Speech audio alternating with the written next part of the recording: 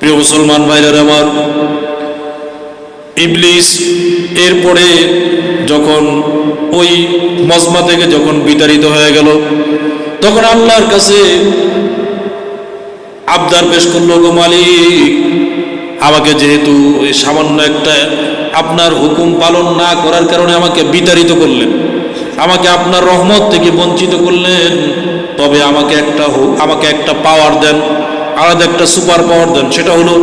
কিয়ামত পর্যন্ত বেঁচে থাকার মতো ক্ষমতা দেন। আর যে আদমের কারণে আমি আপনার রহমত থেকে বঞ্চিত হয়েছি, আপনি এই আদমের উপরে প্রভাব বিস্তার করার মতো ক্ষমতা আমাকে দিয়ে দেন। এই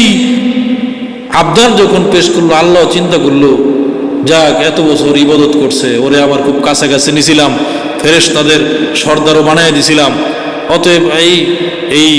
আবদারটা যেহেতু পেশ করছে, যা